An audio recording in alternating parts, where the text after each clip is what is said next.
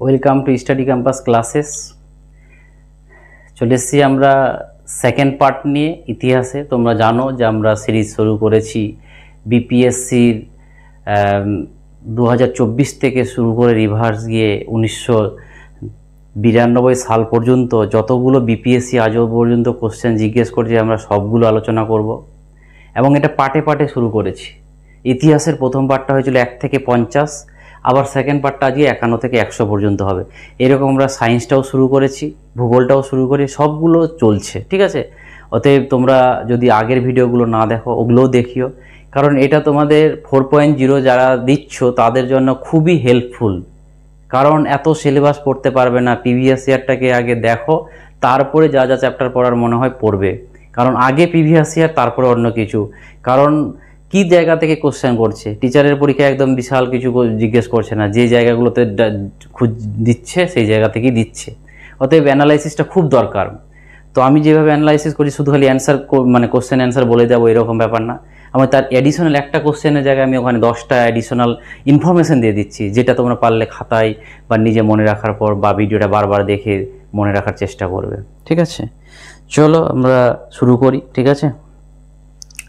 প্রথম যে আছে, প্রথম কোশ্চেনটা কি আছে, প্রথম কোশ্চেনই আমাদের আছে যেটা হচ্ছে who invited Mahatma Gandhi to visit Champaran in 1917। বলছে কে মহাত্মা গান্ধীকে কে আসার জন্য অনুরোধ করেছিল বা ইনভাইট জানিয়েছিল। দেখো একটু আমরা পিছিয়ে যাই গল্পটা। একটা মহাত্মা গান্ধী যদি বলে, মহাত্মা গান্ধী একজন কোথা থেকে এলএলবি পাস করেছিল, তাহলে বলবে সে ব্রিটেন থেকে পাস করেছিল। কেউ বলিও না যে সাউথ আফ্রিকা থেকে সে পাস করেছে, কারণ আমরা সাউথ আফ্রিকাতেও আলাদা কারণে গেছিল। ও ব্রিটেন থেকে পাস করে, ইংল্যান্ড থেকে পাস করে এসে বোম্বে কোর্টে, তারপরে গান্ধী সে গুজরাট কোর্টে প্র্যাকটিস করতো, অত পপুলার ছিল না। তার এক বন্ধু যার নাম হচ্ছে আবদুল্লাহ, তার সাউথ আফ্রিকাতে থাকতো। সেখানে সে একটা কেসে ফেসে যায়, তাকে বাঁচানোর মানে তার জন্য লড়ার জন্য সে সাউথ আফ্রিকাতে যায়। তো সালটা ছিল, সেটা ছিল 1893 সাল। এই সালটা খুব ইম্পর্ট্যান্ট। 1893 সালে গান্ধীজি সাউথ আফ্রিকাতে গেছিল। দেখো, গান্ধীজি সাউথ আফ্রিকাতে গেছিল। তারপরে আমাদের স্বামী বিবেকানন্দ ওই চিকাগোতে গেছিল ভাষণ দিতে, এটাই 1893 সালে। এবং অ্যানি বেসেন্ট এই সালে আমাদের ইন্ডিয়াতে এসেছিল। এই সালগুলোতে, এই 93 সালে এতটা ইম্পর্টেন্ট, ঠিক আছে। তো ওখানে গিয়ে তো আমরা দেখেছি গান্ধীজি বিভিন্ন কার্যকলাপ, বিভিন্ন ট্রেন থেকে ফেলা দেওয়া থেকে শুরু করে আন্দোলনে, অ্যাম্বুলেন্স কোর্ট থেকে শুরু করে বিভিন্ন অ্যাক্টিভিটি। এবার কি হলো, তার যে গান্ধীজির যে গুরু ছিল যার নাম ছিল গোপাল কৃষ্ণ গোখলে, ও ওকে ডাকলো। সেই তখন সালটা হচ্ছে কত, যেটা হচ্ছে 1915 সাল। ওকে ডাকলো। এবার ও 1915 সালে ইন্ডিয়াতে আসলো গান্ধীজি। এবং আসলো কবে আসলো, যে তারিখটা মনে রাখবে, 9 জানুয়ারি। এই 9 জানুয়ারি 1915 সালে ইন্ডিয়াতে আসলো। এবং ওই জন্য আমরা 9 জানুয়ারি 1915 সালটাকে আমরা 9 জানুয়ারিটাকে আমরা কি বলি, এনআরআই ডে, মানে প্রবাসী ভারত দিবস। এনআরআই বলতে কি, যারা 6 মাসের বেশি বিদেশে থাকে তাদেরকে এনআরআই বলে গণনা করা হয়, ঠিক আছে। তো এনআরআই ডে পালন করা হয় ওই দিনটাতে, যেহেতু গান্ধীজি এসেছিল। এবার গান্ধীজি 15 সালে আসলো, তার গুরু গোপাল কৃষ্ণ গোখলে বলল যে তুমি না হুট করে কোনো আন্দোলনে জড়িয়ে যেও না, তুমি আগে ইন্ডিয়াটা গোটা ঘুরে দেখো কোথাকার পরিস্থিতি কেমন, তারপরে তোমার মনে হয় যেটাতে আন্দোলন করলে সাকসেস পাবো আমরা, সেটাতে তুমি করবে। তারপর ওই তার গুরুর কথা শুনে সে করলো। তারপরে তাকে যে সালটা প্রথম কংগ্রেসের যে 16 সালের সেশনটা, কংগ্রেসের 16 সেশনের যে লখনৌ সেশনটা হয়েছিল, সেখানে এই রাজকুমার শুক্লার সঙ্গে ওর দেখা হয়। তখন রাজকুমার শুক্লা বললো, এমনি এমনি আমার এলাকাতে একটা চম্পারণ বলে জায়গা আছে, ওই জায়গাতে একটু প্রবলেম আছে, তোমাকে যেতে হবে। তখন এ বললো যে চলো যাবো, এবং ওর কথা অনুযায়ী গেছিল। তাহলে অ্যান্সারটা কি হয়ে যাবে আমাদের, রাজকুমার শুক্লা। কে নিমন্ত্রণ করেছিল গান্ধীজিকে? রাজকুমার শুক্লা। এবং যেমন আজকের দিনে দেখো না, যে কেউ মার্ডার হয়ে গেলে বিরোধী দলের নেতারা, পুলিশরা যেতে দেয় না ওই জায়গাতে, বাট নেতারা কি করে, ওইখানে অনশন করতে বসে যায়। তো গান্ধীজি যেতে যেতে তাকে ওখানে আটকে দিয়েছিল, এবং গান্ধীজি তার জন্য ওখানেই অনশন শুরু করে দিয়েছিল। এবং ওটা নিয়ে অনেক কিছু হয়েছিল, নেক্সট আমরা বলছি, কারণ গান্ধীজিকে মারারও চেষ্টা করা হয়েছিল। চলো 52 যায়। 52 কি বলছে যে হু ফাউন্ডেড আজাদ দোস্তা, এটা ফাউন্ডার কে? সেটা হচ্ছে আমাদের জয়প্রকাশ নারায়ণ, বিধবা ভাবেও নয়, তারপরে জালাল প্রসাদও নয়, আশাপ আলীও নয়, হবে জয়প্রকাশ নারায়ণ হবে রাইট অ্যান্সার। এবং এটা এসেছিল 2.0-তে 23 সালে। ঠিক আছে, চলো তারপরে দেখো, who was the behind the first non attempt on Gandhi live in India during the Champaran satyagraha in 1917? এই গান্ধীজিকে না, ওই যে গান্ধীজি সত্যাগ্রহতে এসে গিয়েছিল, চম্পারণে গিয়েছিল, তো এই গান্ধীজিকে না যখন পারছিল না ইংরেজরা, তো একে একটা চক্রান্ত করার চেষ্টা করেছিল। চক্রান্তটা কি?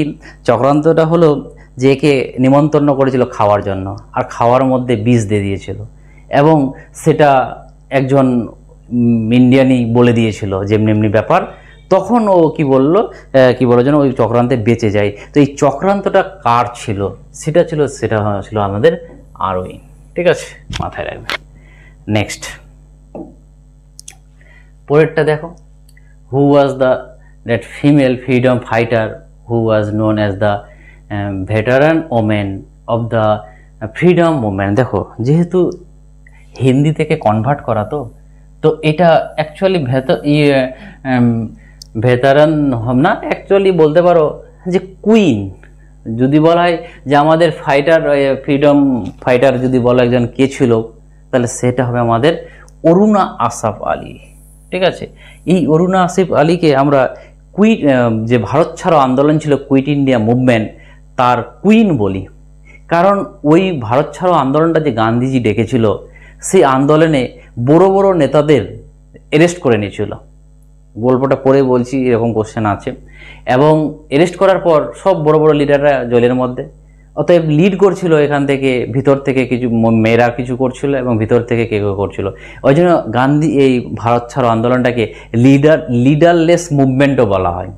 এটাও একটা ইনফরমেশন পরীক্ষায় এসছে যে লিডারলেস মুভমেন্ট কাকে বলা হয়, সেটা হচ্ছে ভারত ছাড়ো আন্দোলন। ঠিক আছে, নেক্সট পরবর্তীতে যাই। পরবর্তীতে কি বলছে, at which place B Bal Gangadhar হবে, এটা বাল গঙ্গাধর তিলক। ঠিক আছে, Bal Gangadhar Tilak founded home rule league in 1916। দেখো বলছে বাল গঙ্গাধর তিলক 1916 সালে হোম রুল লীগটা কোথায় তৈরি করেছিল। দেখো, হোম রুল লীগ না, এটা ভালো করে বুঝবে যে হোম রুল লীগটা 1916 সালে তৈরি হয়েছিল, দুজন করেছিল। একটা করেছিল আমাদের তিলক, বাল গঙ্গাধর তিলক, আর একটা করেছিল আমাদের অ্যানি বেসেন্ট। এই অ্যানি বেসেন্ট করেছিল মাদ্রাজের আদিয়ারে, মাথায় রাখবে, মাদ্রাজের আদিয়ারে। আর এই তিলক করেছিল কোথায়? তিলক করেছিল আমাদের পুনাতে। এবার যদি বলে তিলকের হোম রুল লীগের হেডকোয়ার্টারটা কোথায় ছিল, সেটা আমাদের বেলগাঁও, মানে যে জায়গাতে আমাদের গান্ধীজি যে কংগ্রেসের প্রেসিডেন্ট হয়েছিল, যে জায়গাটাতে বেলগাঁও, আজকের দিনে কর্ণাটকে, বাট তখন ওটা পুনা প্রভিন্সেই পড়তো। ঠিক আছে, তো মাথায় রাখবে বাল গঙ্গাধর তিলক পুনাতে করেছিল এবং হেডকোয়ার্টারটা ছিল বেলগাঁও। তো এখানে অ্যান্সারটা কি বলছে, নাগপুর, পুনা, মুম্বাই, তো এখানে হবে পুনাতে। যদি বলতো হেডকোয়ার্টার কোথায়, তাহলে কিন্তু আমাদের হয়ে যেত আবার বেলগাঁও। ঠিক আছে, এবার অ্যানি বেসেন্ট, এই দেখো অ্যানি বেসেন্ট কি হলো গল্পটা, এই 1916-তে যখন একে আন্দোলন করলো হোম রুল লীগ, তো ব্রিটিশরা রেগে গেল অ্যানি বেসেন্টের উপর, যে তুমিও বাইরে, তুমিও আইরিশ, আর তুমি এসে আমাদের এখানে তুমি করছো, তুমি তো ইন্ডিয়ান নয়, তুমি আমাদের সঙ্গে ইন্ডিয়ানরা যেভাবে আন্দোলন করছে তুমিও করছো। এটা রেগে নিল, ওকে একটা ভুল অজুহাতে অ্যারেস্ট করে নেওয়া হয়, অ্যানি বেসেন্টকে অ্যারেস্ট করে নেওয়া হয়। কত সালে? 16 সালে। এবার কথা হলো, কংগ্রেস এই অ্যানি বেসেন্টকে অ্যারেস্ট করার জন্য কংগ্রেস বুদ্ধি করে কি করলো, তার পরের বছর 1917 সালের কংগ্রেসের প্রেসিডেন্ট ডমিনেট করে দিল, যে আমাদের 1917 সালের প্রেসিডেন্টকে অ্যানি বেসেন্ট। তাহলে কি হবে, যে ও যে জেলে রেখেছে ব্রিটিশরা, তাহলে ওদের মধ্যে চাপ সৃষ্টি হবে এবং তাকে ছাড়বে, তার জন্য ছেড়েও দিয়েছিল। ঠিক আছে, অ্যানি বেসেন্টকে ওরা। এবার কি হলো, তো বাস এইটুকু ইনফরমেশন জেনে রাখবে। ঠিক আছে, অ্যানি বেসেন্ট ছিল এখানে। নেক্সট 6 নাম্বার, দেখো publication of the Hunkar Hindi weekly magazine who are related to, বলছে এই যে একটা ম্যাগাজিন উইকলি, তো এই ম্যাগাজিনটা কার সাথে রিলেটেড? এটা আসলে আমাদের কৃষক প্রজাপতি কৃষকদের সাথে রিলেটেড ছিল। আর সঞ্জয়নাথ সরস্বতী দেখতেই পাচ্ছ, তাহলে অ্যান্সার হবে option A is the right answer. ঠিক আছে, নেক্সট 7 নাম্বার দেখো, which British military officer general যেটা paid tribute to the Rani of ঝাঁসি by said that here lie sleeping the women who was the only man among the rebel. বলছে ঝাঁসি এত যুদ্ধ করতে ভালো পারছিল না, তো দেখে মুগ্ধ হয়ে বলছে যে মনে হচ্ছে সব মহিলারা ঘুমাচ্ছে আর একজন পুরুষ এসে যুদ্ধ করছে। তো এটা কে বলেছিল? যে ঝাঁসিতে সিপাহী বিদ্রোহটাকে যে ঝাঁসিতে রদ করেছিল সেটা হচ্ছে আমাদের ইউজরস। Option C is the right answer. Next দেখো কি বলছে, in which month of 1918 was the Champaran agrarian act passed against the European indigo plantation owner. এর বিরুদ্ধে দেখো ইউরোপিয়ান যে ইন্ডিগো নীলের যে চাষের যে ওনারদের প্রতি একটা ওদের বিরুদ্ধে একটা অ্যাগ্রিগেন্ট অ্যাক্ট পাস করালো, প্রথমে কমিশন তারপরে অ্যাক্ট, সেটা ছিল মার্চ মাসে। ঠিক আছে, অতএব এখানে না নভেম্বরও না, এটাও না, এটাও না, তাহলে অ্যান্সার হয়ে যাবে এখানে none of the above is the none of the above is the right answer. চলো next, which of the following statement is correct? এদের মধ্যে কোনটা কারেক্ট বলতে হবে তোমাকে। বলছে Subhash Chandra Bose war the written Indian struggle. তো আমরা জানি যে দ্য ইন্ডিয়ান স্ট্রাগল কার লেখা? নেতাজি সুভাষচন্দ্র বসু, তাহলে এটা ঠিক আছে। 2 নম্বর কথা, যে তারপরটা কি বলছে, a batch of old letters was written by Rajendra Prasad. এটা ভুল আছে, এটা কার? এটা হচ্ছে আমাদের জওহরলাল নেহেরুর। ঠিক আছে, তারপরে কি বলছে, Pramod Dutta was the second satyagraha. দেখো সেকেন্ড সত্যাগ্রহ ইন্ডিভিজুয়াল সত্যাগ্রহ। তো দেখো ইন্ডিভিজুয়াল সত্যাগ্রহ শুরু হয় আমাদের 17 অক্টোবর, প্রথমটা 1939 সালে। তো প্রথমটা কে করেছিল? তারিখটা সমেত মনে রাখবে, বিনোবা ভাবে। যদি বলে সেকেন্ডটাকে, সেকেন্ড হচ্ছে আমাদের জওহরলাল নেহেরু। যদি বলে থার্ডটাকে, থার্ডটা হচ্ছে আমাদের ব্রহ্মদত্ত। বাট এখানে সেকেন্ড বলেছে, সেকেন্ড জওহরলাল নেহেরু, তাহলে এটাও ভুল। তাহলে এখানে কি বলছে কোশ্চেন, যে which of the following is correct? তাহলে এখানে কারেক্ট একটাই হচ্ছে, যেটা হচ্ছে আমাদের সুভাষচন্দ্র বসু। তাহলে অপশান এটা ইজ দ্য রাইট অ্যান্সার, দুটোই ভুল। ঠিক আছে, নেক্সট কি বলছে, which tribe of Bihar participated in Gaya session of Congress. মানে কোনটা বিহারের একটা ট্রাইব? এই যে বিহারের অ্যাকচুয়ালি দেখো বিহারে কোন কোন, যেহেতু বিহারের পরীক্ষা, তো বিহারের কংগ্রেসের কোন কোন সেশন জানতে হবে। প্রথমটা আমরা জানি 1912 সালে কে ছিল, সেটা আমরা অ্যান্সার কোশ্চেন আছে। এবং তারপরটা হচ্ছে 1922, তারপরটা হচ্ছে 1940। এটা ছিল আমাদের বাঙ্কিপুর, যেটা আমরা পাটনা বলি, পাটনার কাছে বাঙ্কিপুর। এটা ছিল গয়া সেশন, এটা ছিল আমাদের রামগড় সেশন। যেহেতু রামগড় সেশনটা আজকের দিনে চলে গেছে ঝাড়খণ্ডে, বাট আনডিভাইডেড বিহারে কিন্তু ছিল ঝাড়খণ্ড। তাহলে আমাদের এটি মনে রাখতে হবে। ঠিক আছে, চলো এটা কোশ্চেনে আমাদের আছে। এটাতে আমাদের ছিল কে? চিত্তরঞ্জন দাস, আর এটা ছিল আমাদের মৌলানা আবুল কালাম আজাদ। চলো এবার কথা হলো এখানে অ্যান্সারটা কি হবে? এখানে কোন জাতিকে ডেকেছিল? সেটা হচ্ছে ওরাও। Option B is the right answer. ঠিক আছে,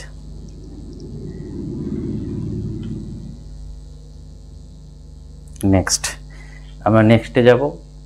নেক্সটে কি বলছে দেখো, 11 number, which of the following pair is not a correctly match? এদের মধ্যে কোনটা কারেক্টলি ম্যাচ নয়? প্রথমত দেখো কি বলছে, ইন্ডিয়ান স্পেক্টেটর, সুরেন্দ্রনাথ ব্যানার্জি। না, এটা ভুল। এটা আমাদের বেহামজি মালবাড়ি, ঠিক আছে। আর অ্যাডভোকেট অফ ইন্ডিয়া, এটা অ্যাডভোকেট অফ ইন্ডিয়া এটা হবে আমাদের দুর্গাদাস বসু। তাহলে এটাও ঠিক না। এটা আমি যা যা বললাম মনে রাখবে, দুর্গাদাস বসুর এটা। ইয়ং ইন্ডিয়া এটা হচ্ছে মহাত্মা গান্ধী, এটা ঠিক আছে। তাহলে কোশ্চেনটা কি বলছে, নট কারেক্টলি ম্যাচ। তাহলে এখানকার নট কারেক্টলি ম্যাচ হচ্ছে দুটো, তাহলে অ্যান্সার হবে more than one. More than one of the above, মানে নট কারেক্ট অনেকগুলো আছে। কোশ্চেন ভালো করে বুঝবে, খালি একটা রাইট হয়েছে এটাকে মানলে হবে না। বলছে এখানকার মধ্যে কোনটা নট কারেক্টলি ম্যাচ, তাহলে নট কারেক্টলি ম্যাচ দুটো আছে, তাহলে এখানে অ্যান্সার দুটো হচ্ছে, তাহলে মোর than one of the above অ্যান্সারটা রাইট হবে, ঠিক আছে। বিপিএসসি এখানে একটু কিন্তু কেরামতি দিয়ে দিয়েছে, যেটা আমাদের ওয়েস্ট বেঙ্গলে এটা থাকে না, এটা মাথায় রাখতে হবে তোমাকে। 12 নম্বরে যাও। Under whose chairmanship was the national planning commission establish in 1938। দেখো, আমাদের নেতাজি সুভাষচন্দ্র বসু 2 বছর কংগ্রেসের প্রেসিডেন্ট ছিল। একটা ছিল 1938 সালে, একটা ছিল 1939 সালে। এটা ছিল হরিপুরা, হাতি, এটা ছিল হরিপুরা, এটা ছিল ত্রিপুরা। এবং 38 সালে মানে বুঝতে পারছো হরিপুরা সেশনে, তাহলে জওহরলাল নেহরুকে প্রেসিডেন্ট করে একটা প্ল্যানিং কমিশন বানানো হয়, ঠিক আছে। তো প্ল্যানিং কমিশনের লিডারকে, তোমাকে যদি এখানে দেখো, একবার আমাদের WBC ওয়েস্ট বেঙ্গলে পরীক্ষা এসেছিল, যে এখানে যদি বলে তোমার চেয়ারম্যানশিপ, তাহলে এখানে বলছে কমিটিটার চেয়ারম্যানশিপ কাকে করা হয়েছে, তাহলে কমিটিটার চেয়ারম্যানশিপ জওহরলাল নেহরুকে করা হয়েছিল, ঠিক আছে। বাট ওই সময় কংগ্রেসের প্রেসিডেন্ট গেছিল আমাদের কি বলে যেন ছিল, সুভাষচন্দ্র বসু। তো দুটো জিজ্ঞেস করতে পারে, ঠিক আছে, যে চেয়ারম্যান কে কমিটির, জওহরলাল নেহরু। যদি বলে তখন প্রেসিডেন্ট কে ছিল, প্রেসিডেন্ট কিন্তু আমাদের হবে সুভাষচন্দ্র বসু, ঠিক আছে। অপশন দুটোই দিয়েছে। নেক্সট কি বলছে, under the influence of which movement the people of Bihar refuse pay chowkidari tax. বলছে বিহারের জনগণরা কোন মুভমেন্টে চৌকিদারি ট্যাক্সটা দিতে নারাজ হয়। দেখো, chowkidari tax is a part of the civil disobedience, মানে ভারত আইন অমান্য আন্দোলনের একটা পার্ট ছিল। বিহারের লোকেরা বলছিল আমরা চৌকিদারি ট্যাক্স দেব না, তাহলে অ্যান্সারটা হবে আমাদের সিভিল ডিসঅবিডিয়েন্স মুভমেন্ট, মানে আইন অমান্য আন্দোলনের সাথে জড়িত ছিল চৌকিদারি ট্যাক্স। বিহারে এটা চলছিল যে আমরা চৌকিদারি ট্যাক্স দেব না, ঠিক আছে। তারপর পরে কোশ্চেন দেখো, what was the objective of Poona pact. এই পুনা প্যাক্টের অবজেক্টিভটা কী ছিল, উদ্দেশ্যটা কী ছিল। তো প্রথমে জানতে হবে যে পুনা প্যাক্টটা কবে হয়েছিল। পুনা প্যাক্টটা হয়েছিল আমাদের যখন আমাদের 1932 সালে এই গান্ধীজি সেকেন্ড গোল টেবিল থেকে ব্যাক হয়ে ঘুরে আসে, ফেলিওর হয়ে যায়, তখন তাকে ইয়ারবেদার জেলে ঢুকিয়ে নেওয়া হয়েছিল। তখন আমাদের এই ম্যাকডোনাল্ড কি করেছে, ব্রিটিশের পিএম তখন একটা আমাদের অ্যাওয়ার্ড দিয়েছিল, ম্যাকডোনাল্ড অ্যাওয়ার্ড, যেটা আমাদের ওটাকে বোঝার জন্য আমাদের BR আম্বেদকর গান্ধীজিকে বোঝাতে গিয়েছিল ইয়ারবেদার জেলে, এবং সেখানে বুঝিয়ে তাদের যে গান্ধী আর আম্বেদকরের যে কথোপকথন, সেইটাকে আমরা বলবো পুনা প্যাক্ট। এবং ওই পুনা প্যাক্টের সিগনেচারটা কিন্তু গান্ধীজি করেনি, গান্ধীজির জায়গায় মদন মালব্য সিগনেচারটা করেছিল। তো আমি যা যা বললাম সবই কোশ্চেন পরীক্ষায় আসে। তাহলে অ্যান্সারটা কী বলছে, representation of the women of the Indian National Congress, politics representation of the Dalit caste, formation of the union with princely state. Answer Dalit caste. BR Ambedkar আছে মানে বুঝে নাও যে দলিতের কথা আছে, ঠিক আছে। তাহলে অপশন 2 নাম্বারটা হবে রাইট অ্যান্সার। তারপরে দেখো কি বলছে, where was the first all India Congress socialist conference held. এটা কোথায় হয়েছিল, ঠিক আছে, এটা হবে আমাদের পাটনাতে। চলো নেক্সট কি বলছে, Subhash Chandra Basu became the president of the Indian National Congress defeating whom in the Tripura session. দেখো, গান্ধীজি নেতাজি যখন আমাদের প্রথম দাঁড়ালো, মানে কংগ্রেসের প্রেসিডেন্ট হলো 1938 সালে, কেউ কিছু বলেনি। এই সময় এটা নমিনেট হয়ে গেল, সবাই বললো নেতাজি হবে, নেতাজি হয়ে গেল, কেউ কিছু বলেন। যখন হয়ে যায় তখন গান্ধীজি দ্বিতীয়বার যখন আবার বলল যে না আমাদের এবারও নেতাজি থাকবে, তখন গান্ধীজি বলল না, কেন ও থাকবে, অন্য কি লোক নেই? তখন গান্ধীজি বলল যে লোক না থাকলে আমি নমিনেট করছি, ওরা সবাই যদি চায় ওকে, তাহলে আমি একজনকে ক্যান্ডিডেট দিচ্ছি। যে সীতারামিয়াকে দিয়েছিল, পত্তবী সীতারামিয়াকে দিয়েছিল যে যাও তুমি দাঁড়াও, তুমি নেতাজির বিরুদ্ধে দাঁড়াও। বাট জিতে গেছিল কে? নেতাজি। এবার নেতাজি যখন জিতে গেল তখন আমাদের এই কি বলে যেন গান্ধীজি বলছে হেরে যাওয়া, এই পত্তবী সীতারামিয়া হেরে যাওয়া মানে আমি হেরে যাওয়া, কারণ ওটা তো আমার নমিনেট ছিল, আমি ওকে এই করেছিলাম। তার জন্য কী করলো, গান্ধীজি নিজের হাতটা যখন মারলো, নেতাজি সেটা নিতে পারলো না, যেহেতু নেতাজির ওটা গুরুজন, ঠিক আছে। তখন নেতাজি বললো যে না আমার এই জায়গাতে থাকাটা ঠিক হবে না। তখন 39 সালে কী করলো, ও পার্টিটাই ছেড়ে দেয়, কংগ্রেসটাই ছেড়ে দেয়। তখন ও নিজে তৈরি করলো কি ফরওয়ার্ড ব্লক। মাথায় রাখবে ফরওয়ার্ড ব্লকের যদি বলে সিম্বল কি, এটা একটা পরীক্ষা এসেছিল, তাহলে সিম্বলটা হবে আমাদের বাঘ, ঠিক আছে, এটুকু মাথায় রাখবে। চলো তাহলে অ্যান্সার হবে এখানে পত্তবী সীতারামিয়া। এর পরবর্তীতে আমার কংগ্রেসের আবার প্রেসিডেন্ট হয়েছিল, এবার যে হেরে গেছিল না, কংগ্রেসের প্রেসিডেন্ট হয়েছিল, মাথায় রাখবে 1948 সালে প্রেসিডেন্ট হয়েছিল জয়পুরে। চলো নেক্সট কি বলছে, doctor B R Ambedkar, which of the following is true about Ambedkar. আম্বেদকরের সাথে কোনটা ঠিক আছে? বলছে হি ইস্টাবলিশ যে বহিষ্কৃত হিতকরণী সভা, একদম ঠিক আছে। তারপর সে মারা গেছিল, হি ডাইড ইন 1956, এটাও ঠিক আছে। এবং হি পাবলিশড যা মুখনায়ক, এটাও রাইট। তাহলে তিনটাই রাইট এখানে, তাহলে এখানে all of the above is the right answer, ঠিক আছে। নেক্সট 68-এ যায়, which of the following news paper was were related to new India. এই নিউ ইন্ডিয়ার সঙ্গে কার সম্পর্ক আছে, ঠিক আছে। এটা হচ্ছে নিউ ইন্ডিয়া আমাদের অ্যানি বেসেন্ট, না সুরেন্দ্রনাথ ব্যানার্জি, না মহাত্মা গান্ধী। এখানে হবে answer Mahatma Gandhi is the right answer. তারপরে যাও 69-এ, হু ফ্রম স্বদেশী বান্ধব সমিতি, স্বদেশ বান্ধব সমিতি during the Indian independence struggle. মানে বলছে আমাদের স্বাধীনতা সংগ্রামের সময় যে স্বদেশী বান্ধব সমিতিটা কে তৈরি করেছিল, ঠিক আছে। বতুকেশ্বর দত্ত, সূর্য সেন, না অশ্বিনী কুমার দত্ত। এখানে অ্যান্সার হবে আমাদের Ashwini Kumar Dutta is the right answer, ঠিক আছে। চলো নেক্সট, তারপরে কি বলছে, who was with Mahatma Gandhi during the Champaran indigo movement. মানে বলছে যে মহাত্মা গান্ধীর সঙ্গে চম্পারণে কে কে গেছিল, অনেকজনই ছিল, আমাদের রাজেন্দ্র প্রসাদ ছিল, তারপরে তোমার সরোজিনী নাইডু, তারপরে হচ্ছে শুক্লা ছিল, তারপরে মহাদেব দেশাই ছিল, আব্দুল বারি ছিল, ঠিক আছে। তাহলে অ্যান্সার হয়ে যাবে more than one of the above. চলো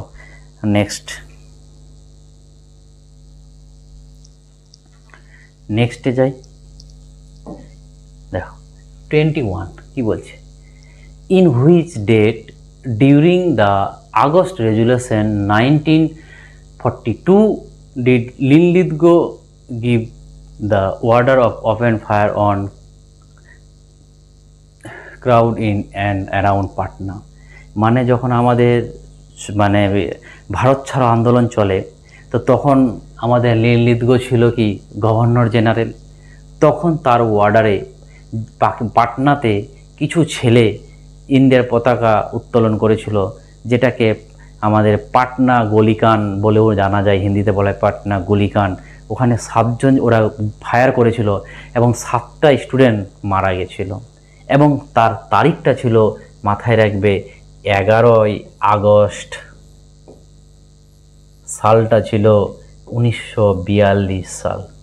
দেখো ভালো করে বুঝবে, 8ই আগস্ট আমাদের কি হলো, রেজুলেশনটা পাস হলো যে আমরা কি করব, ভারত ছাড়ো আন্দোলন করব। বাট এই 19শে আগস্ট থেকে শুরু করব, তখন ওই 9 আগস্ট থেকে শুরু করব। আর 11 দুদিন পরেই এটা পাটনাতে কিছু দেখা গেছিলো এবং ফায়ার করেছিল, ঠিক আছে। তাহলে এখানে 9ই আগস্ট, অ্যান্সারটা আছে 15ই আগস্ট, 25শে আগস্ট, 5ই আগস্ট। তাহলে একটাও অ্যান্সার হবে না, তাহলে none of the above is the right answer. ঠিক আছে, next, in which year was Bihar provincial Kisan Sabha, এটা কবে ফর্ম করা হয়েছিল? ঠিক আছে, এটা হচ্ছে আমাদের 1929 ইয়ারে। ঠিক আছে, চলো নেক্সট দেখো, which of the following rebellion বা movement was causes by the imposition on tax keeping long breeding, মানে দাড়ি রাখলে ট্যাক্স দিতে হবে, এর বিরোধ কোন মুভমেন্টে দেখা দিয়েছিল? ঠিক আছে, সেটা হবে আমাদের ফরাজি মুভমেন্ট। ঠিক আছে, এবং এই ফরাজি মুভমেন্টটা কার দ্বারা করা হয়েছিল? ঠিক আছে, এর লিডার ছিল আমাদের হাজি সৈয়দুল্লাহ। ঠিক আছে, চলো নেক্সট কি বলছে, in which conspiracy case 3 Englishman were imprisonment for conspiracy, মানে কোন ইসে 3 জন ইংলিশকে তাকে বন্দি করা হয়েছিল? সেটা হচ্ছে আমাদের মিরট। ঠিক আছে, এটা সালটা কবে? সালটা ছিল 1929 সাল। ঠিক আছে, এটা হচ্ছে মিরট কনস্পিরেসি কেস। নেক্সট 75 কি বলছে, who write Pakistan and the partition of India, কার লেখা? এটা হচ্ছে আমাদের, কেউ যদি না জানো জেনে রাখো, ডক্টর বি.আর. আম্বেদকরের লেখা হচ্ছে কি, Pakistan and partition of India. Next আমরা 76-এ যাই, লখনৌ এগ্রিমেন্ট ওয়াজ সাইন। দেখো, লখনৌ এগ্রিমেন্ট সাইন হচ্ছিল আমাদের এই 1916 সালে, যেখানে এটা আমাদের অম্বিকা চরণ ছিল তার অম্বিকা চরণ মজুমদার ছিল তার প্রেসিডেন্ট।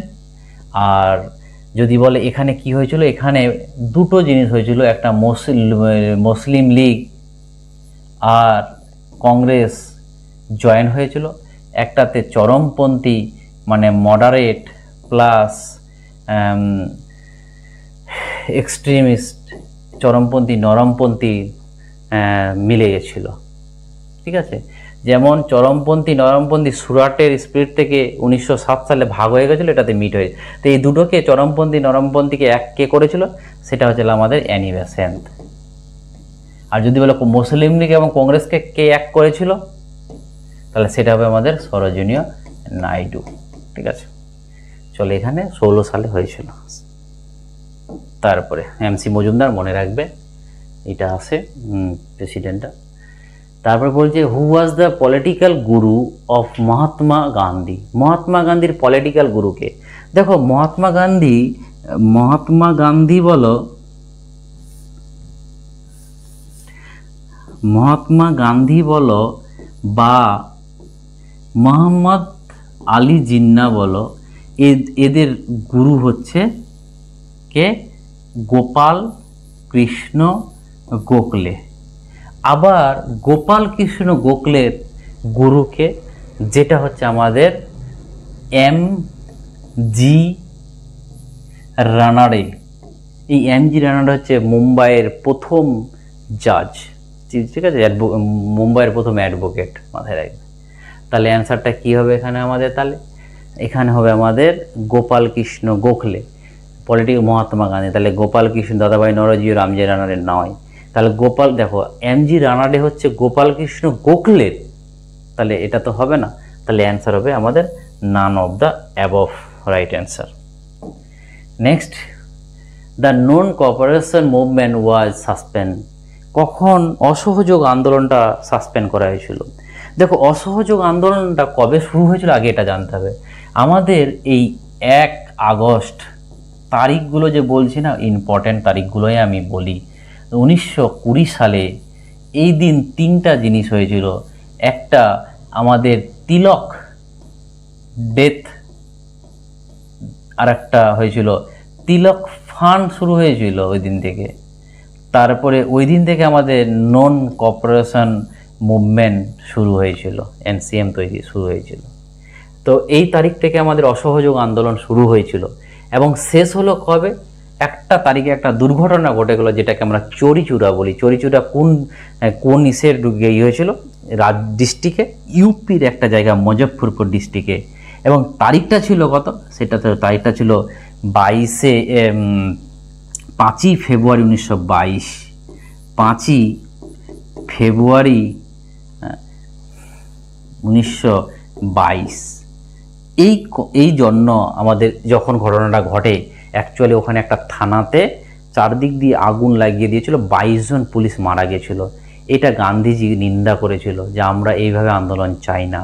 ওই অভিমানে সে এই অসহযোগ আন্দোলনটাকে উইথড্র করে নিয়েছিল, এবং উইথড্র করেছিল ঠিক 7 দিন পরে, 12ই ফেব্রুয়ারি।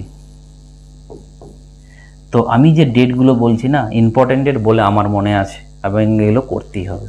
তাহলে অ্যান্সারটা কি হবে, কবে সাসপেন্ড মানে কবে বন্ধ করা হয়েছিল, তাহলে 22 সালের 12ই ফেব্রুয়ারি। চলো তারপরে কি বলছে, তাকে হু started the Asiatic society of Bengal in 1784। 1774 সালে এশিয়াটিক সোসাইটি কে আবিষ্কার করেছিল, সেটা হচ্ছে আমাদের উইলিয়াম জোন্স। মাথায় রাখবে। এই সব যদি বলে আর একটা ইনফরমেশন দিই, 1781-তে কি তৈরি হয়েছিল, কলকাতা মাদ্রাসা। এই কলকাতা মাদ্রাসা সেই মাদ্রাসা যেটা আজকের দিনে আলিয়া ইউনিভার্সিটি হয়েছে।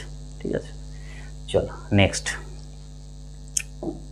কি বলছে, who was the president of the session of the Indian National Congress held in Patna in 1912।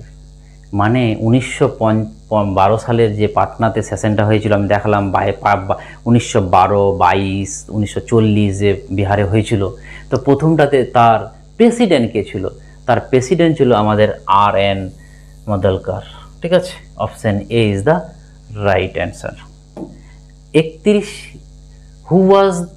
Who was the founder of Indian National Army, INA. আইএনএর যদি বলে যে ফাউন্ডার কে, দেখো এখানে অপশন অনুযায়ী আমাদের অ্যান্সার হবে। ঠিক আছে, কেমন করে অপশন অনুযায়ী অ্যান্সার হবে, প্রথমে তুমি দেখবে যে ক্যাপ্টেন মোহন সিং আছে কিনা, তাহলে ওই অ্যান্সার হবে। তারপরে দেখবে আমাদের রাসবিহারী বোস আছে কিনা। ঠিক আছে, তারপরে দেখবে যে আমাদের সুভাষচন্দ্র আছে কিনা। তো এখানে আমরা দেখছি ক্যাপ্টেন মোহন সিং আছে, তাহলে অ্যান্সারটা হবে আমাদের ক্যাপ্টেন মোহন সিং আগে। অ্যাকচুয়ালি ক্যাপ্টেন মোহন সিং একজন জেনারেল ছিল, এই বানিয়েছিল, এ দিয়েছিল রাসবিহারী বসুর হাতে তুলে, এবং রাসবিহারী বসু দিয়েছিল আমাদের সুভাষচন্দ্র বসুর হাতে তুলে। অতএব যে প্রথম থেকে সেটা হবে অ্যান্সার। ঠিক আছে, তাহলে ক্যাপ্টেন মোহন সিং হলে তো অবশ্যই ক্যাপ্টেন মোহন সিং হবে।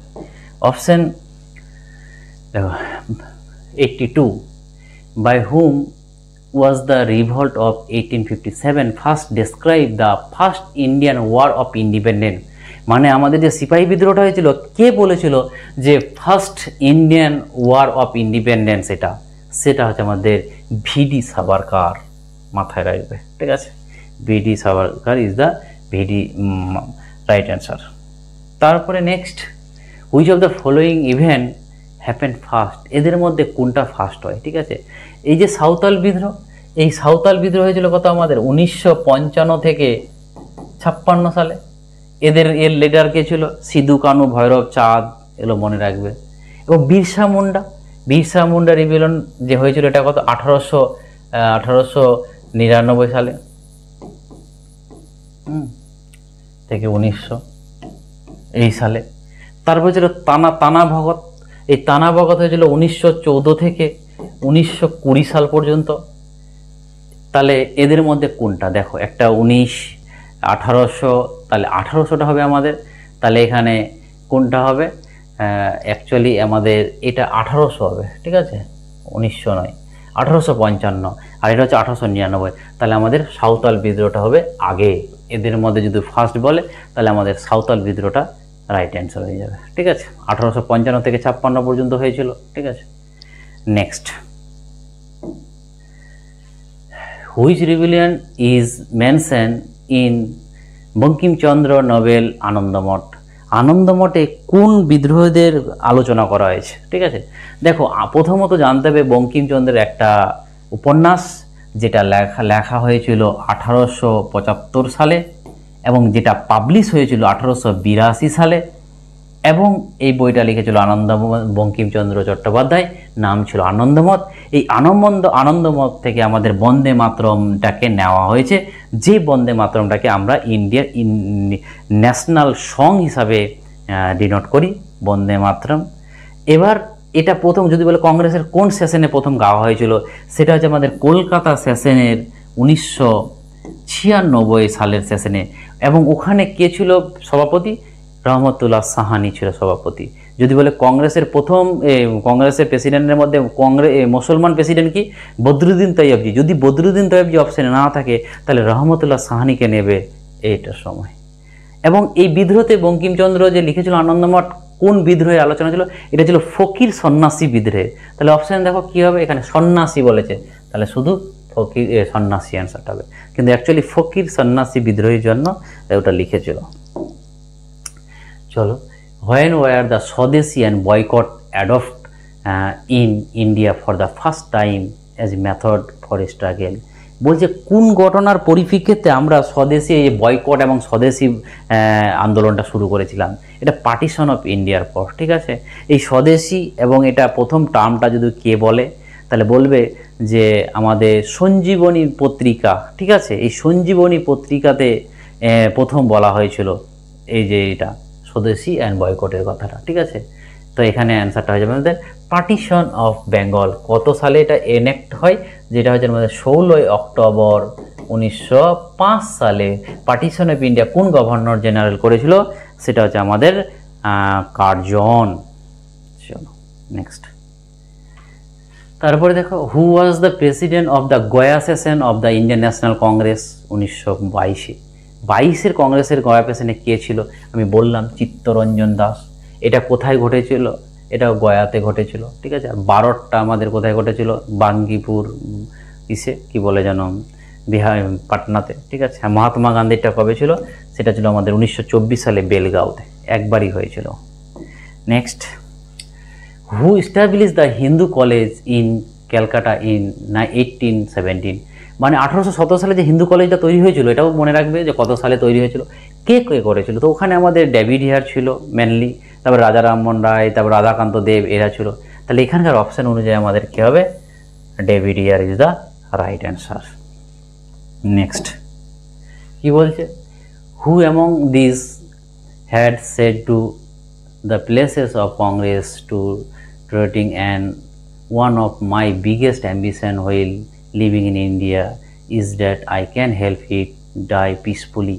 মানে কংগ্রেসকে আমরা আমি দুটো কথা বলেছিলাম, মনে করো যে যদি বলে মাইক্রোস্কোপিক মাইনরিটি, একটা কোটেশনের মধ্যে লাস্টে মাইক্রোস্কোপিক মাইনরিটি পাও তাহলে বলবে ওটা ডাফরিনের বক্ত, আর যদি পিসফুলি ডিমিজ পাও তাহলে আমরা বলবে ওটা পিসফুলি ডিমিজ পাও, তখনই বলবে কার্জন। তাহলে আমাদের লর্ড কার্জন বলেছিল যে কংগ্রেসকে আমি পিসফুলি মেরে দেব, ঠিক আছে। নেক্সট কি বলছে? Under whose leadership did the Santhal revolution 1855 থেকে 1856 সালে যে সাঁওতাল বিদ্রোহ হয়েছিল, এবং এটা তার কী ছিল, কি বলে যেন, নেতাদের নাম কী ছিল? তাহলে তার নেতাদের নাম ছিল সিধু, কানু, ভৈরব, চাঁদ, 4 জনের মনে রাখবে। এখানে কেউ নেই। রাজকুমার শুক্লা তো গান্ধীজিকে ডেকেছিল, মনে করো। এস.এন. সিংহ নয়, সরস্বতী তো কৃষি, একটাও অপশন নয়। তাহলে অ্যান্সার হবে নান of the above is the right answer. Next 40 number কি বলছে? Which important event happen on March 5, 1931? এই 1931-এ যে গান্ধীজি অ্যাকচুয়ালি কী হয়েছিল, যখন আমাদের দেখো প্রথম গোল টেবিলটা হয় না, সেটা হয়েছিল 1930 সালে। এই টেবিলে কংগ্রেস যায়নি বলে এটা মানে নষ্ট হয়ে যায়, মানে হয়নি, সাকসেসফুল হয়নি গোল টেবিলটা। তার জন্য ওখানকার যে ওখানকার পিএম ছিল ম্যাকডোনাল্ড, ও বলল যে কংগ্রেসের একজন লিডারকে নিয়ে আসো, যেটা মহাত্মা গান্ধী ছিল বড় লিডার তখন। তো মহাত্মা গান্ধীকে আনার জন্য তখন এখানকার আরউইন ছিল তার গভর্নর জেনারেল। তো আরউইনকে বললো তুমি ওর সঙ্গে মিটিংয়ে বসো, চুক্তি করো, ও কী চাইছে, যা যা চাইছে দিয়ে দাও। তো গান্ধীর সঙ্গে অনেক কিছু চুক্তি করেছিল, যে আমাদের লবণ ট্যাক্স কমাতে হবে, এটা করতে হবে, ওটা করতে হবে, যারা জেলে ভরেছে তাদেরকে ছাড়তে হবে। কিন্তু গান্ধীজি একটা ভুল করে বসে, তখন অলরেডি তখন আমাদের ভগৎ সিংয়ের ফাঁসির ডেট হয়ে গেছে, যে 23শে মার্চ ভগৎ সিংয়ের ফাঁসি হবে 1931 সালে। তো কমপক্ষে গান্ধীজি একবারের জন্য বলতে পারতো যে ভগৎ সিংয়ের ফাঁসিটা যেন না হয়, ওর আজীবন কারাদণ্ড হয়ে যাক, কিন্তু একবারের জন্য ওকে বলেনি, কারণ ওর পার্সোনালি ওর সঙ্গে শত্রুতা ছিল। ঠিক আছে, তো এই নিয়ে গান্ধীজিকে অনেকজন ক্রিটিসাইজ করেছিল। এর পরিপ্রেক্ষিতে গান্ধীজি 34 সালে তা কংগ্রেস থেকে রিজাইন দিয়ে দেয়, কিন্তু নাম বলেছিল যে আমার কাছে টাকা নেই, কারণ কংগ্রেসে থাকলে তখন বছরে 25 পয়সা করে মেম্বারশিপের চার্জ দিতে হতো। তো গান্ধীজি এই বলে বেরিয়ে গেল যে আমার কাছে টাকা নেই, আমি দিতে পারবো না। কিন্তু আসলে ও মন খারাপ হয়েছিল, কারণ প্রচুর মানুষ ক্রিটিসাইজ করেছিল যে গান্ধীজি তুমি কি করলে, একদম আমাদের ইন্ডিয়ানদেরকে মেরে দিলে। কারণটা দেখো, গান্ধীজি তখন বলেছিল তোমরা গান্ধীকে মারতে পারো কিন্তু তোমরা গান্ধীজমকে মারতে পারো না। ঠিক আছে, এইভাবে বলেছিল। তো এখানে কী হবে তাহলে, যে এই সালে কি হয়েছিল, এই সালে হচ্ছে গান্ধী আরউইন প্যাক্ট।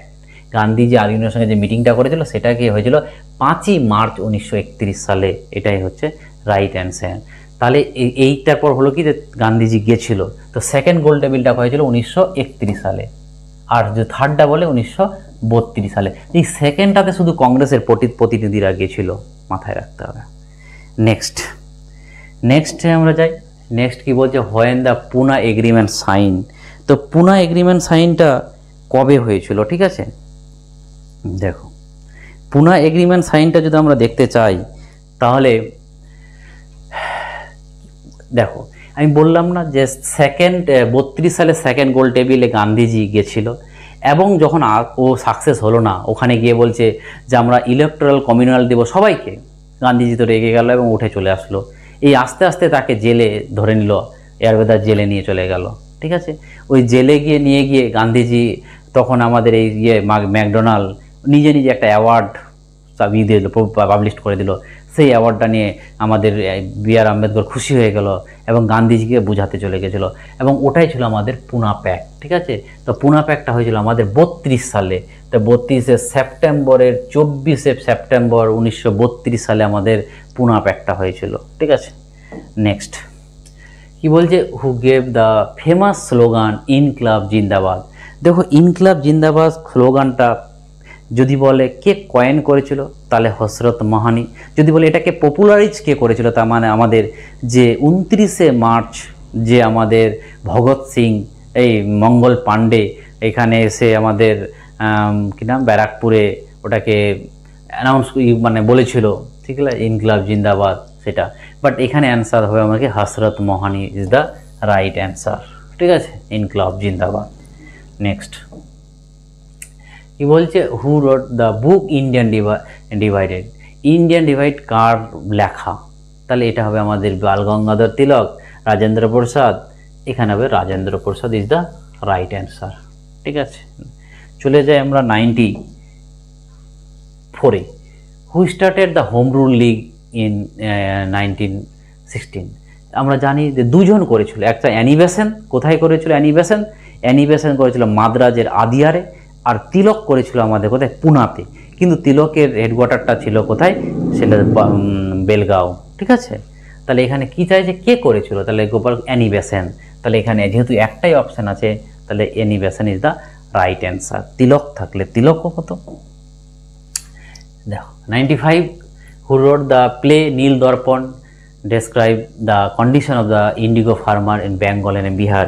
দেখো, বিহার আর বাংলাতে যে ইন্ডিগো চাষের যে দুর্দশা, সেটাকে নাটকের মাধ্যমে, দীনবন্ধু মিত্রের নাটকের মাধ্যমে ওটাকে তুলে ধরা হয়েছিল। এটাকে ইংলিশে যদি বলে কনভার্ট কে করেছিল, তাহলে বলবে মধুসূদন দত্ত। ঠিক আছে, তাহলে এখানে অ্যান্সার হবে কি দীনবন্ধু মিত্র। এটাই ছিল, এরই ছিল নীল দর্পণ। ঠিক আছে, next, when did the publication of the nationalist daily newspaper the Indian Nation began? The Indian Nation began-টা কবে পাবলিশ করা হয়েছিল? ঠিক আছে, মাথায় রাখবে, এটা পাবলিশ করা হয়েছিল আমাদের 1931 সালে পাবলিশ করা হয়েছিল। Next 97, partition of Bengal came into in force কবে হয়েছিল? দেখো, এনফোর্স হয়েছিল আমাদের 16 অক্টোবর 1905। এই সময় আমাদের গান্ধীজি, নেতাজি বলেছিল আমরা রাখি বন্ধন পালন করব, মানে ভাই ভাই। অ্যাকচুয়ালি বাংলা ডিভাইড মানে কি, হিন্দু মুসলমানদেরকে আলাদা করে দিয়েছিল ভেতর দিক দিয়ে, কিন্তু নেতাজি চাইছিল যে না এমনি ভাগ করে দিলে, এই নেতাজি বলি সরি রবীন্দ্রনাথ ঠাকুর, আমরা হিন্দু মুসলমান ভাই ভাই, তার জন্য এই 16ই অক্টোবর 1905 সালে একটা রাখি পরা একটা উৎসব শুরু করেছিল। কিন্তু তোমরা যদি বলো রাখি তখন থেকে শুরু হয়েছিল, সেটা ভুল কথা। রাখি অনেক দিন আগে থেকে ছিল, আমরা শাহজাহানকেও দেখেছিলাম রাখি পরিয়েছিল। অতএব রাখি অনেক দিন থেকে ছিল, বা যারা রামায়ণ টামায়ণ পড়েছো তারা ওখানে রাখির গল্পটা পাবে, ঠিক আছে। অতএব এখান থেকে পপুলারাইজ মানে রবীন্দ্রনাথ ঠাকুর এই জন্য করেছিল যে আমরা ভাই ভাই, ঠিক আছে, এবং হিন্দু মুসলমান এক, সেটাই দিয়েছিল। এবং ওই তারিখটাতে 16ই অক্টোবর তারিখটাতে আমরা কি বলি শোক দিবস, এবং ওটাকে ইংলিশে বলা হয় মর্নিং ডে। তাহলে যেই মর্নিং ডে কবে পালন করায়, 16ই অক্টোবর, মাথায় রাখবে। চলো তারপরে কি বলছে, quit India movement resolution pass by Congress in Bombay. দেখো কুইট ইন্ডিয়া বোম্বের একটা গোয়ালিয়র ট্যাঙ্ক আছে, এই গোয়ালিয়র ট্যাঙ্কের একটা মাঠ আছে, ওইখানে গিয়ে গান্ধীজি আমাদের নেতাজি বলেছিল, গান্ধীজি বলেছিল দিল্লি চলো, যে ডাকটা দিয়েছিল সেটা আমরা দিল্লি চলো বলছি, করেঙ্গে ইয়া মারেঙ্গে, সেই দায়িত্ব কোথা থেকে দিয়েছিল, ওই জায়গা থেকে। তো বোম্বের গোয়ালিয়র ট্যাঙ্কের কাছ থেকে রেজুলেশনটা পাস করা হয়েছিল 8ই আগস্ট এবং 1942 সালে, এবং বলা হয়েছিল যে কাল থেকে মানে 9ই আগস্ট থেকে আমরা ভারত ছাড়ো আন্দোলন শুরু করব। কিন্তু এটা পুরো পাবলিশড হয়ে যায় এবং ব্রিটিশরা সব সকাল হতে হতে বড় বড় লিডারদেরকে অ্যারেস্ট করে নিয়েছিল। ওই জন্য এটাকে লিডারলেস মুভমেন্টটা বলা হয়, কোনো লিডার ছিল না। এটা আমাদের কিছু মহিলা, ওই অরুণা আশাপালি ছিল, অনেকজন আরও ছিল, তারপর জয়প্রকাশ নারায়ণ ছিল, এরা চালাচ্ছিল বিদ্রোহটাকে। ম্যান লিডারদেরকে, ডাপুতি নেতাদেরকে অ্যারেস্ট করে নিয়েছিল, ঠিক আছে। নেক্সট তারপরে হচ্ছে 99, who did the British rule in India for a long time. বলছে ইন্ডিয়ার যে ব্রিটিশরা যে আমাদের ইন্ডিয়াতে এতদিন থাকলো, কি কারণে, কি মানে কি প্রসেস, কি মানে কি করেছিল ওরা। বলছে due to liberal politics of Congress, না ছিল due to the arrest of Indian leader, না ছিল due to the policy of divine and rule. Divide and rule এর জন্য আমাদের মানে ডিভাইড অ্যান্ড রুল মানে ওরা চাইছিল যে এদেরকে যেখানে শক্তি বেশি সেখানে আলাদা আলাদা করে দেব, হিন্দু মুসলমান একজনও না হতে পারে, এক হয়ে গেলে। তো ডিভাইড অ্যান্ড রুলটা পলিসিটাকে দ্বারাই এরা আমাদেরকে এতদিন ওরা রাজ করতে পেরেছিল। তাহলে অ্যান্সার হবে C, due to the policy of divide and rule. এবার আমরা লাস্ট কোশ্চেনে চলে এসেছি, যেটা হচ্ছে 100, on which of the following dated the queen Victoria proclamation issues. এই কুইন ভিক্টোরিয়া কবে প্রোক্লেমেশনটা আনা হয়েছিল? দেখো প্রথমে মাথায় রাখবে যে আমাদের যে দেশ, আমাদের দেশটা কেমন কি হাতে ছিল। দেখো প্রায় 1600 দিক থেকে আমাদের ইস্ট ইন্ডিয়া কোম্পানি তৈরি হয়, ইন্ডিয়াতে আসে পরবর্তী 8 সাল থেকে, 1608 সাল থেকে। বাট কবে থেকে ইস্ট ইন্ডিয়াকে শাসন করা হলো? 1773 যে রেগুলেটিং অ্যাক্ট, এই সময় থেকে শুরু করে এই 1858 সাল পর্যন্ত এটা ছিল ইস্ট ইন্ডিয়া কোম্পানির আন্ডারে ইন্ডিয়াটা। এবার কি হলো, এই 1858 থেকে শুরু করে ইন্ডিয়াটা 1947 সাল পর্যন্ত, যবে আমাদের স্বাধীনতা পেলাম 15ই আগস্ট পর্যন্ত, সেটা এই সময়টাকে আমরা বলবো কি কলোনি অফ ব্রিটিশ বা ক্রাউন শাসন চলছিল এই সময়। আর এই 1947 থেকে শুরু করে 1950 সাল, যেটা কনস্টিটিউশন লাগিয়েছিল 26শে জানুয়ারি, আর এটা হচ্ছে 15ই আগস্ট। এই 15ই আগস্ট 1947 থেকে 26শে জানুয়ারি 1950 পর্যন্ত এটা ছিল আমাদের ডোমিনিয়ন স্ট্যাটাস। আর এখান থেকে আমাদের শুরু হয়ে গেল আজকের দিনে, যে সেটা হচ্ছে আমাদের সোশ্যালিস্ট, সেকুলার, সোভারিন এবং বিভিন্ন, যে আজকের দিনে যেটা আমাদের সেকুলার, ধর্মনিরপেক্ষ, সমাজতান্ত্রিক, গণতন্ত্র, রিপাবলিক, এগুলো আজকের দিনে শুরু হয়ে গেছে। তো এগুলো আমাদের এরকম ছিল। তাহলে রানী কবে নিজের হাতে নিয়েছিল, মানে এই কথাটা বলছে, তো সেটা হচ্ছিল আমাদের 1 নভেম্বর 1858। তো এটা 1 নভেম্বর 1858টা কোথা থেকে নেওয়া হয়েছিল যদি বলা, এখানে এটা কে পড়ে শুনিয়েছিল? এটা ছিল লর্ড ক্যানিং পড়ে শুনিয়েছিল। কারণ লর্ড ক্যানিংয়ের টাইম পিরিয়ড ছিল 1856 থেকে 62 সাল পর্যন্ত। এবং এ কোথায় যদি বলে লর্ড ক্যানিং কোথায় পড়ে শুনিয়েছিল, সেটা ছিল আমাদের এলাহাবাদে, ঠিক আছে। তো মাথায় রাখবে যে গ্র্যান্ড দরবার বসেছিল, এখান থেকে শুনিয়েছিল, ঠিক আছে। তো এই 50টা কোশ্চেন আলোচনা করলাম, আশা করি তোমরা 50টার জায়গায় যে মিনিমাম 200টা ইনফরমেশান জানলে। অতএব যদি জানো ভালো লাগে তাহলে লাইক করো। যদি কোনো মনে হয় যে কোনো কিছু আমার ডাউট, মানে কোনো কিছু আরও কিছু ইমপ্রুভ করা যায়, তোমরা কমেন্ট সেকশনে আমাকে জানাবে, কোন ভিডিও লাগবে সেটা আমাকে জানাবে, ঠিক আছে? অতএব লাইক শেয়ার করিও, ঠিক আছে? Thank you.